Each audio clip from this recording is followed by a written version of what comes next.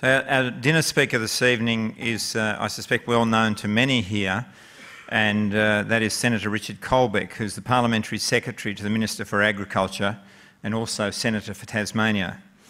Richard's been a Liberal Senator for Tasmania in the Australian Parliament since 2002. Prior to entering politics, he's worked in the construction industry, was an alderman on the Devonport City Council, a director of the Chamber of Commerce and Industry in Tasmania, and even spent some time working on a dairy farm at Wilmont in Tasmania. So I guess one of the interesting issues that is often talked about is the need for our politicians to have some life experience rather than necessarily just being politicians. And I think the good senator fits that bill very well. So please welcome Senator Richard Colbeck.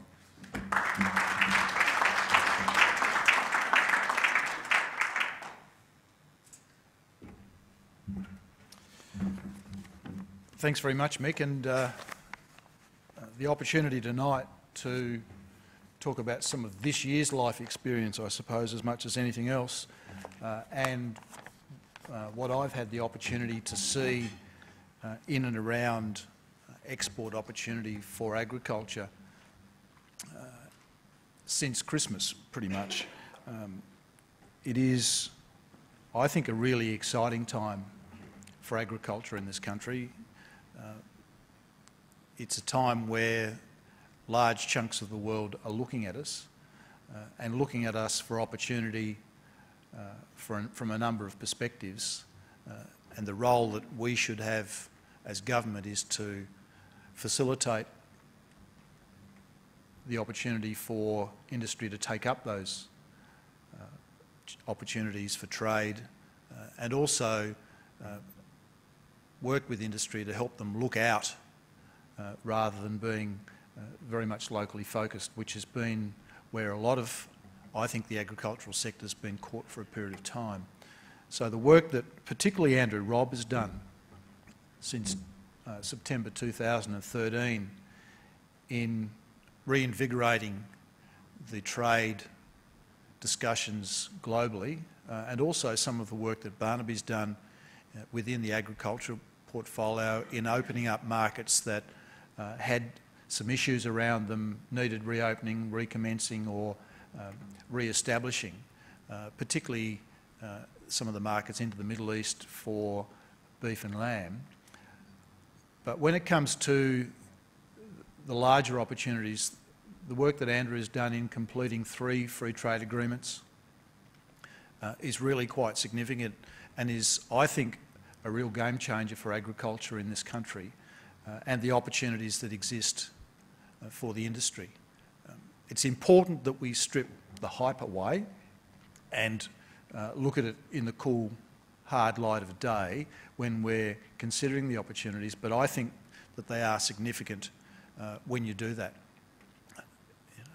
The early discussion was that we would be the food bowl of Asia, we would be supplying huge and vast quantities of product into all of these markets, but when you look at the numbers, it's a very different picture. If we double our food production by 2050, we'll feed ourselves plus 1.3% of all of Asia.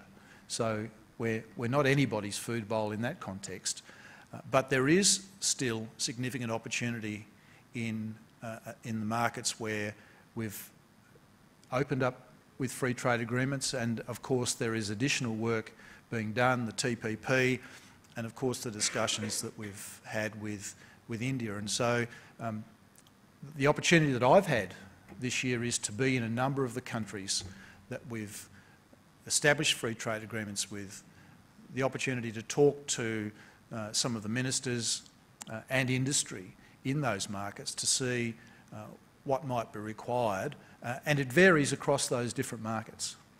So I'll start with the chance that is one where we don't have a free trade agreement with, but Prime Minister Abbott and Prime Minister Modi said last year that they would like to have a free trade agreement completed within 12 months.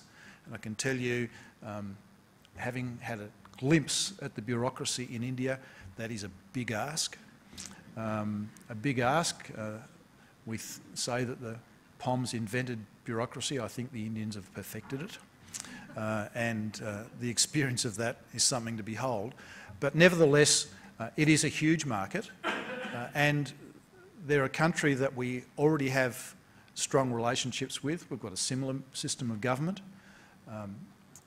We both have our own bureaucracies in that sense, but there are some real opportunities that perhaps not in the way we traditionally see trade. I think that's the way that we need to look at this market. But we ought to be engaging with this market now, because it's going to take time for the market to develop. And the opportunity is at the development stage to develop, to build relationships that will then translate into physical trade opportunities. But I think at the outset, the real opportunity in India is working with them in the context of services to help them grow the productivity of their agricultural sector. They're a huge country, a really huge country. And if you look at, for example, the dairy industry, where there are already, I think, some quite important links starting to be developed. Off the back of Australian Business Week in India, I must say, the delegation that went over there, quite by fortune, was, I think, very, very well matched to look at the needs of the Indian dairy sector. They are the largest dairy producers in the world, and they are the largest consumers of dairy in the world. But the productivity of their industry really needs some work. Their dairy cow productivity is about 5 litres per cow per day. Ours is 25. There's not just one element that's going to assist them with that, because their farming systems are very different, but there's a number of things that they need. They're looking globally for genetics. We have the genetics here in this country that can help them to grow their industry, but they didn't see Australia as a country that could provide that to them. They saw us as a cool climate dairying country, and yet we've got the dairy industry that spans from Tasmania to far north Queensland. So we actually do have the product, and having people there with that experience on the delegation and meeting with the National Dairy Development Board actually opened their eyes to that.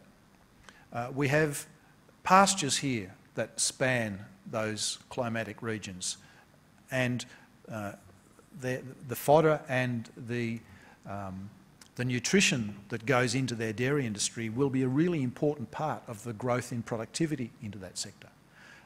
I saw them feeding wheat straw to cows. It was about volume, it wasn't about nutrition. So there's a whole range of offerings that we have in that sector, and so and things that our dairy farmers do by second nature themselves, they don't do for themselves in that country. So even in farm management skills, there's an offering that we have, and I don't think the Australian industry really understands what they have in the broader context of what they might offer into some of these developing nations, and building the foundation relationships that then can go on to become a part of broader trade offering. And I think that we really need to look at those very, very closely, because there's plenty of others close behind us looking at being a part of those relationships, and if we don't get in on the ground floor, the reality is we'll probably miss out. And so there are probably a number of trade offerings that we could go straight to with the right tariff regimes into India, if we can have the right, get our negotiations working the right way. They're looking to have, for example, a major textiles-based industry. Opportunity in that context for our cotton and wool industries. And the conversation I had with their textiles minister was, if you want to have a competitive industry exporting product out of your country, one of the ways that you can do that is not impose cost on product coming in. So remove the tariffs on wool and cotton coming into India, into your industry from Australia, and that can then become part of a more competitive offering for you on the way out. A cost on the way in is a cost on the way out. And that's part of a broader conversation that I think we have to have. Andrew Robb put a great statistic on the table when he opened Australia Business Week in India, which was that in 1990, only 17% of global trade was through trade. something that was traded into a country, transformed and then traded back out. That number is now 70%. 70% of global trade is through traded. And so a cost on the way in for all of those products is a cost on the way out and a cost on your competitiveness. I think that's one of the real advantages that Australia has, having been through the process of opening its markets, because we're already in that situation where we can be competitive with product coming in, and we are a competitive country in a lot of areas, particularly in agriculture, so a real opportunity for us in that space. So in India, I think at the beginning it's a service offering into a number of sectors where they are actually right now looking for that assistance to grow the productivity of their industry. Can be the foundation of the development of a relationship in that space. And they are looking globally, but they are looking for countries that will develop the relationships to assist them with that work. The dairy industry in that country is quite a fascinating proposition, made up of hundreds of thousands of dairy farms of 2 and 3 cows, milk delivered on bicycles or motorbikes to a central village chilling station, and then into a massive dairy industry that, as I said, feeds the biggest consumers of dairy industry in the world. They call it the miracle of the dairy industry, and they're looking for the second wave of the dairy miracle right now. So, because they're looking to feed the growing demand for dairy product into their country. They're very protective of their industry. Interestingly, when our dairy farmers were receiving about $6 a litre for milk, or $6 a kilogram, sorry, for their product here in Australia, the price in India is $9. So that's one of the issues that they've got to deal with around their productivity. But I think that we've got the skills and the services to assist with that, and the National Dairy Development Board is coming out here soon to actually interact with some of the people that were there in January to continue that conversation. It's important, I think, that everybody else get on the back of that, and that, as I said, there are a number of other offerings that I think that we can provide into their agricultural sector from cropping and a number of other perspectives. But that's the way that we need to look at that market. It also is an opportunity, I think, into the Chinese market. We talk about the opportunities for physical product into the Chinese market because that's what we're producing and that's what we see. But one of the huge winners out of the Chinese Free Trade Agreement is service provision. You can go into China and set up an agricultural college, own it, operate it, and provide service into that country. And they're looking for skills. We're having conversations with the Chinese at the moment about the opportunities to put some of our quality systems, food safety systems, into their market. And we all know how sensitive that is as an issue here in this country, and I can tell you it's the same in China. One of the reasons that the Australian product is so highly valued in the Chinese market is because they trust our food safety systems. So not only can we take our food safety systems, but we can take the training and the skills to China to assist them to deal with their problems in that market. And I know that they appreciate the offering that is applied there. In fact, when I was in Turkey recently, we provided them with some translated copies of one of our food safety systems so that they could start to look at the opportunities to start to build that relationship. And I think that we need to be considering that as part of our offering as well, and part of the relationship. As I said, we're not going to be huge suppliers into those markets, but we really do have something quite unique in agriculture in this country, which is a very, very strong private sector that knows the industry well, that understands it well. In fact, I was talking to the head of the FAO at the G20 in Turkey, and the conversation we were having was around an observation that I made on what our industry did for itself here in this country versus what was done by governments for industry in other countries.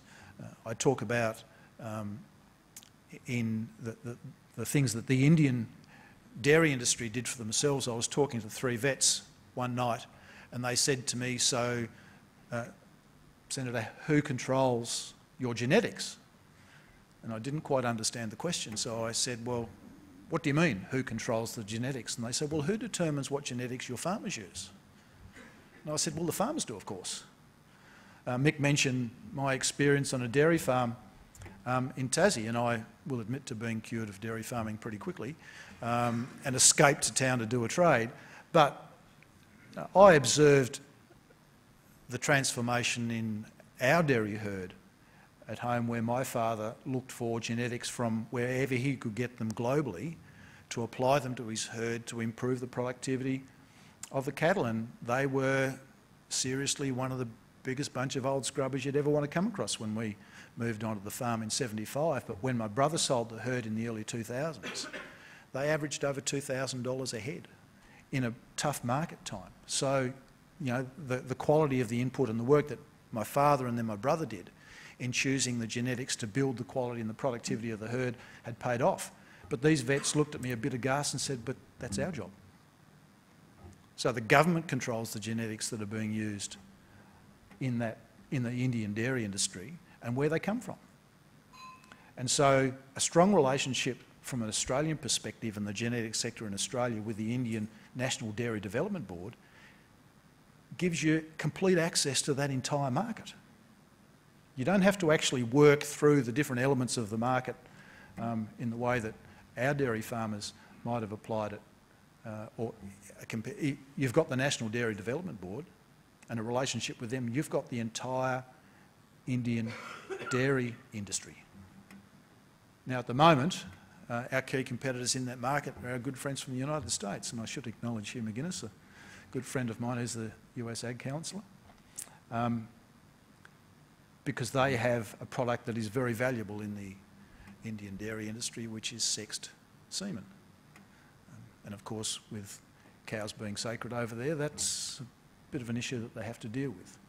But there is an opportunity there because we do have genetic strains that are used to warm temperatures and so can apply into that market. But developing the relationship now is important. Obviously, I see opportunities there in China as well, but I mean that's a huge market, and building and developing relationships into that market is one that many of you already understand. But the key offering there is, without question, quality, safe food. That's the 2 visits that I've had there, and I was there again recently, are what is driving that. And one thing that I picked up recently when I was in both China and Japan, and it was also a feature of our conversations in India, is because we have signed free trade agreements, and if you look at Japan as a relatively mature market, and our trade has actually come off with that market over recent years, but because we've signed a free trade agreement, they're having another look. And so striking while the iron is hot in all of those markets is going to be, I think, really quite important, because the actual activity of signing the free trade agreement, the obvious opportunities to pick up products that they might not have been looking at before, but I think we really need to be working very quickly to take advantage of those opportunities while that level of recognition is there. It was quite interesting in India that because Modi said look to Australia, they were looking, the entire business community were looking to Australia. Traditionally they were looking to the Northern Hemisphere, but they were looking to us because of the fact that their leader had said the same. Because we signed a free trade agreement with Japan, they were looking again at our market, what was available, what might they pick up, and I attended a couple of functions while I was in Japan, and it was quite clear that there was a renewed interest in the opportunities for agricultural product, quality, safe, that existed in that market. And then, of course, we're very close to finalising the arrangements with China, and that will promote a whole new wave of opportunity that comes into those particular markets. And of course then we've got the relationships with TPP and particularly opportunities into South Korea, and it's really pleasing to see some good examples of how that relationship is already bearing fruit. One of the things that I've always said to the ag sector in Australia is, and one of the things that I've pushed for within government, is opening these markets provides an alternative to fighting in the Australian market. In the vegetable sector, for example, I think we produce something like 25% more vegetables than we can actually consume on the Australian market, in the Australian market. Of course, then we try and sell it in the Australian market and then complain to each other about the poor price we're getting. Simple supply and demand market economics. These free trade agreements give us the opportunity to look out to new markets, markets that are looking for our quality safe product, and take the pressure off the market.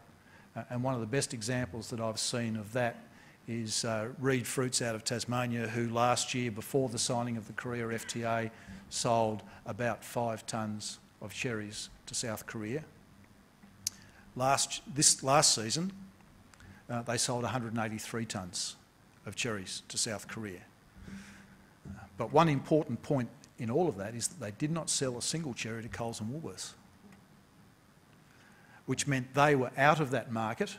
There was less pressure in that particular market for the other producers who didn't have access to those international markets because of phytosanitary conditions, but it actually took the pressure off with that 180 odd tonnes that had come out of the market. So it really does serve to provide the opportunity for better returns by relieving market pressure when you open up those new markets, which is one of our objectives. And you'll hear Barnaby and me bang on a lot about trying to improve returns to farmers, and it's having alternative markets that provides that opportunity. If you're not happy with the terms and conditions you're getting in this market, you have the opportunity to go and have a look at another market.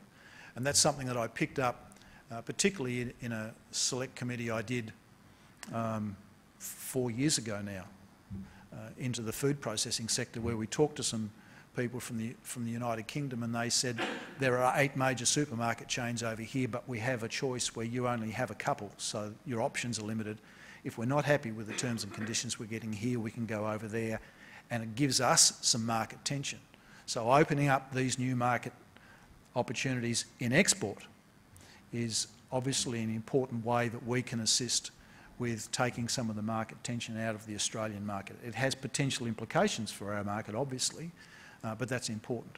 And of course, the other things that we're working on around that are investments in supply, in logistics, and we're putting an enormous amount of effort into investing into particularly transport infrastructure. The bill that Warren Truss has coming in shortly around coastal shipping, for example, where we have such an expensive coastal trading environment that effectively puts us out of the market. And what we really need to understand through the supply chain, it's like the tariff at the front end on a product going through a manufacturing process. Any cost in the supply chain is a cost through the supply chain and is an impact on your competitiveness in the market. And I was reading an article recently where the cost of shipping for international grain, for example, has halved in the last couple of years because of a surplus in international shipping. But that is having an impact in our international grain markets because those countries that are taking advantage of that are much more competitive. So we have to continue to work really hard to bring down all of those through supply chain costs. So it actually does come back to it's the economy and getting those economic fundamentals right for all of our industry players, as well as providing the opportunity to export through opening up new markets with free trade agreements and multilateral trade agreements, as the TPP will be, are part of what we see as core business for the agricultural sector, and a way that we can assist with increasing returns to growers at farm gate. It's not how much or what your proportion of the price is, but it's whether you're making a decent margin or not, and that's the important thing. And that then allows us to continue to be innovative and productive and to grow and invest in our R&D systems which are so important to us, which over the years have kept us at the leading edge of agriculture in terms of productivity growth. I hope that's given you a little bit of an insight into where I see the opportunity. And I don't think we've seen a time like this for a long period of time where all these new opportunities are opening up, where the world is actually looking at us from a number of key market perspectives to provide opportunity. And what we then need to do is to facilitate the chance for industry to take up those market opportunities and to continue to make the agricultural sector in Australia prosper. Thanks, Mick.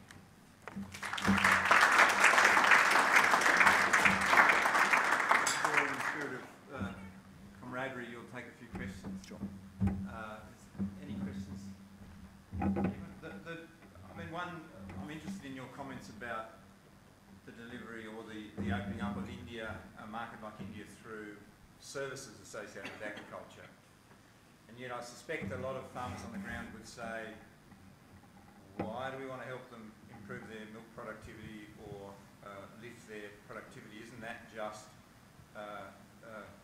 leaving us out of the market? Where do we benefit from that? I guess, you know, no doubt you run into that sort of comment. Yeah, look, and I can understand that perspective, but if you go back to the numbers about what our actual capacity to supply the market's going to be, if we double our production by 2050, we feed ourselves plus 1.3% of all of Asia. I mean, it's not huge. But I think it's part of the development of the relationship and then the opportunity to supply into that market. It's about building that trust and relationship, and that becomes the entree to the market. It will be investment into the Australian industry and Australian investment into their industry. So I think it's actually a part of that relationship and development. And if we can, through our relationship with the National Dairy Development Board, develop genetics, we can develop some assistance with pasture, with animal husbandry, all of those sorts of nutrition, all of those things which are going to play a part in helping them to lift their industry, bearing in mind they are going to overtake potentially China before long as a market. Being on the ground floor and having those relationships with their key institutions is going to be what it's about. And so if we don't do it, someone else will. And I think they will then take the advantage of having developed that relationship. So I think it's about developing those relationships and that service provision, which is a pretty significant market opportunity in itself. You know, a small proportion, so I think 70% of the Australian economy is services. Our exports are less than 20. One of the challenges for us is to actually grow the service provision market. You know, the opportunities in China through the free trade agreement are actually set up to do that. I think the chance is to develop the relationships with India now on the ground floor while they're looking for that service offering, and they didn't think that we had what they were looking for. I can tell you they now do believe that we do, and that's why the National Dairy Development Board will be here within the next 6 weeks to start talking to us. So we should take up the cudgel. Good evening, Richard. Ben Fargo. G'day, Ben. G'day. Thanks for those comments tonight. Just a question, as someone that's been around agriculture, looking for clarity on something, or perhaps a vision, and that's in regard to the north. And you talked about the fact that in 2050 we're only going to be X percent. And we've seen the growth rates today would certainly support that. So what's going to be the vision for Northern Australia? What are the real opportunities there going forward, and what are you, as a government, looking to chart in regard to that course? Well, it'd be nice if I could release the Northern Development White Paper, which would give you a bit of an insight into that, but that's not far away. But that's something that's going to take some time, though. You know, there's a bit of hype around the development of the North, and there certainly is opportunity there. But when you start matching up the various resources and how they might work together, I think that's something that's going to evolve over time. We've seen already some forays into the North, and as you do with any intensification of agriculture, various problems that have cropped up with that. And so there's going to be a lot of R&D required as that develops.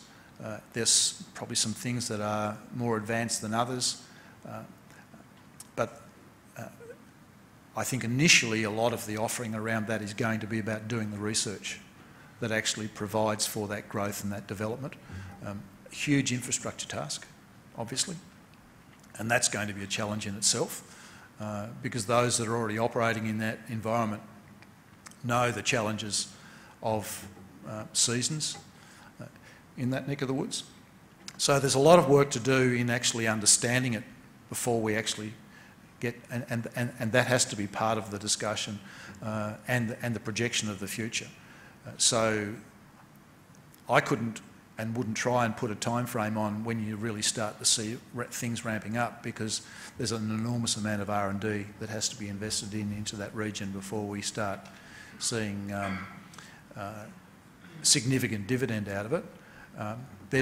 I've seen some work out of CSIRO that looks at soil types, then water, how they interact, where they are versus what's needed, which is much better understood in the south, and we're still working some of that out down here. So, I mean, that's an evolutionary process, I think. So R&D is going to be a significant part of that, and investing in the learning around how that might happen, and bringing that into the broader agricultural task in Australia. And it may look very different from what we're used to in the southern climes. In fact, I'm sure it will. And in saying that, we shouldn't neglect what is going on in the rest of the country and continuing to develop and build our productivity in those parts while that's occurring. We can't take our eye off the ball there either. You've got a very good segue. Lionel Henderson from CSIRO Agriculture Flagship, so thanks for the plug there. And I'm sure we're going to be very interested to be talking to you about what happens in northern agriculture. My question is about a much broader issue. It's about the development of technology in Australia and the huge gap that there is in attracting venture capital funding and that sort of thing to help get products through to technology to be market ready. And where we often are having to go to European or US venture capital funds to get that money to actually do that, with the loss of the technology offshore that could have benefited both Australian agriculture or Australian SMEs or a whole range of other industry. What opportunities do you see to free up or to help provide incentive for funding in that area, perhaps through a very, very small proportion of the trillions of dollars of superannuation funding perhaps that are there to help keep those technologies in Australia to help build the opportunity here? Look, that's a great question. I mean, one of the issues that we have in this country is purely and simply scale. And I don't know how you actually deal with that in the broadest sense of things. That's just a reality of life. And so market scale to amortise the development cost of some of those products into the market is one of the issues that we face. We are hugely inventive in this country, there's no question about that, and I spent today at National Forest Industry Advisory Council meeting, and attracting superannuation fund investments into the forest industry is one of the topics we talked about there too. So there's a lot of people calling on our super funds to actually look at Australia. One of the things that I think is a bit sad is that we quite often don't really understand or value some of the stuff that we do at home as highly as we might some of the things that are happening internationally. I don't know how you actually turn that around, but it is a significant challenge. But we really do need to put some effort into working out how we monetise the good ideas that are developed and turn them into opportunity to value add and promote here.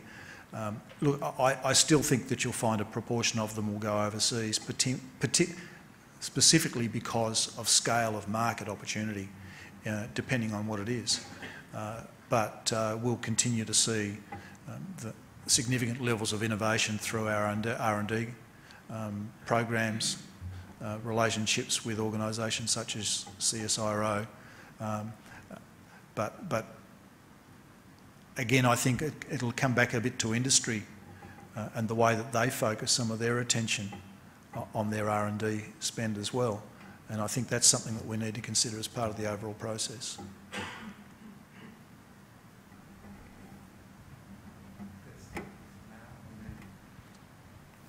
Thanks, Malcolm Wagner from University of Queensland.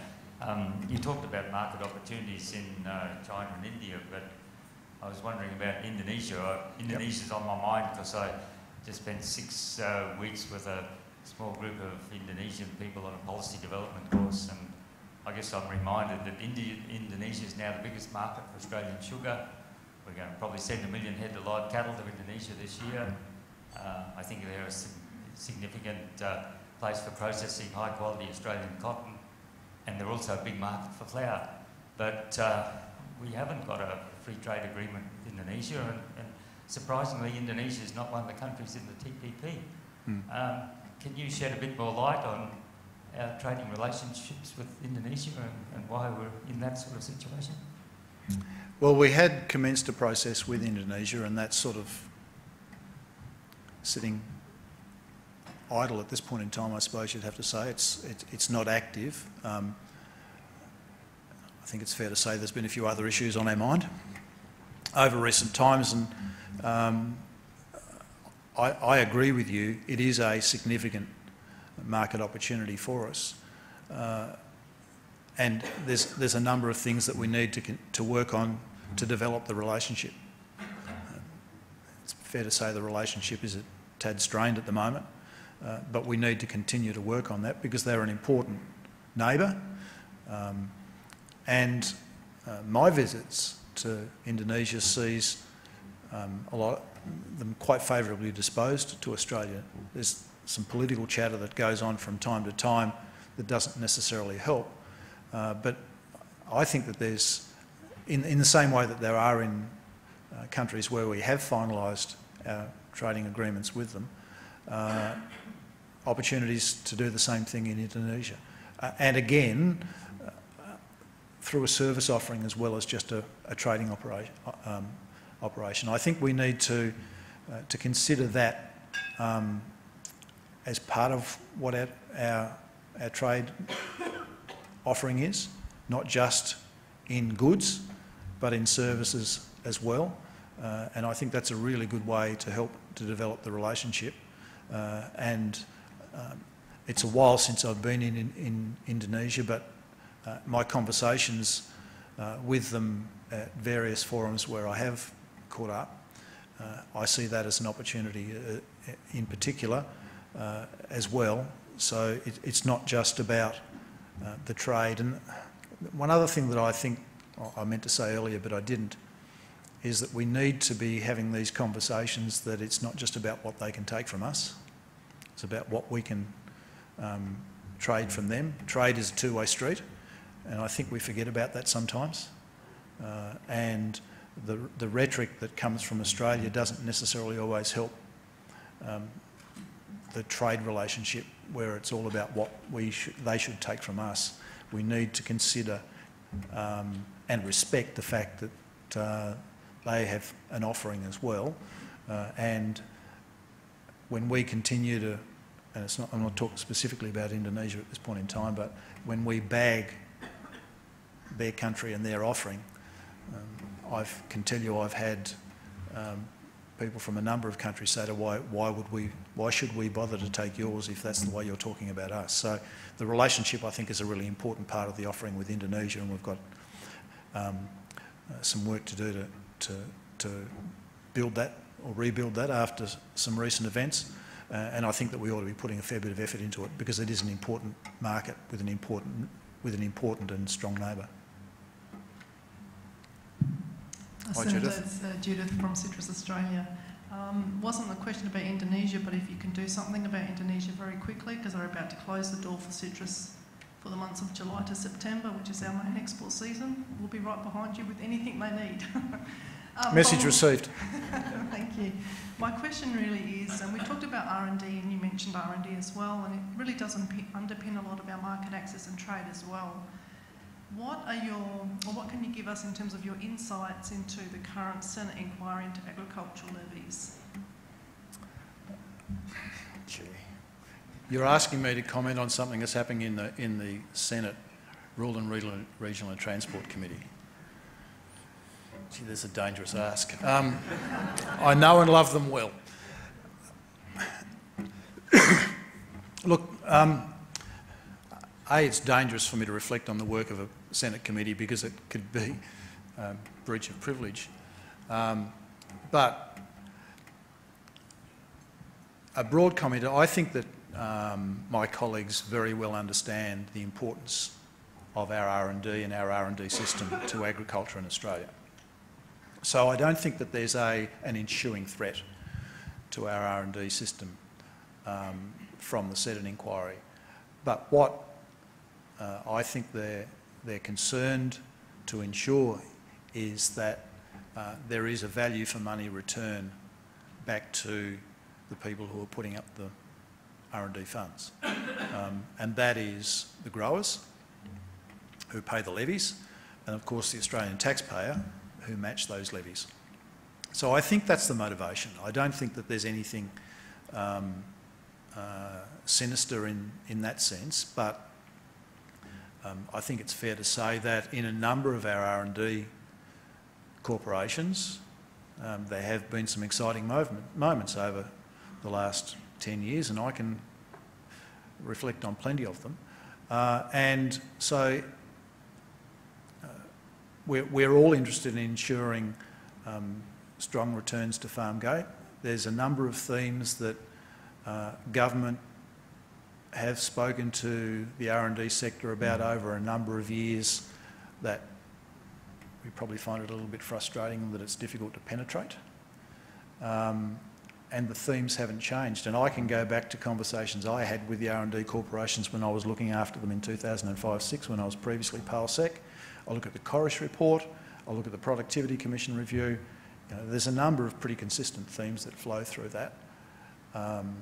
And I suppose what I would say to the R&D corporations, have a look at what we've been saying to you from those perspectives for a period of time and think about that. Because, I mean, we have a unique system globally. It's looked at jealously from other countries, I can tell you that, because I've had those conversations. So we need to make sure that it provides the returns back to farmers, and you know there's some good examples of where the productivity gains out of the R&D from the R&D corporations have kept Australians' agriculture at the leading edge.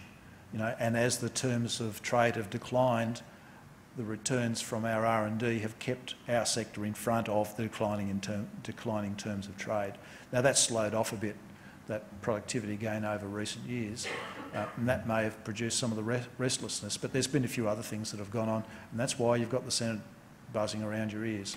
So, look, as I said, I don't see there's an intrinsic threat, but there might be some friendly recommendations to the R&D sector as to how they might operate, but it'll be focused on our constituencies, yours, which are your levy payers, and they're ours because they're the ones who vote for us.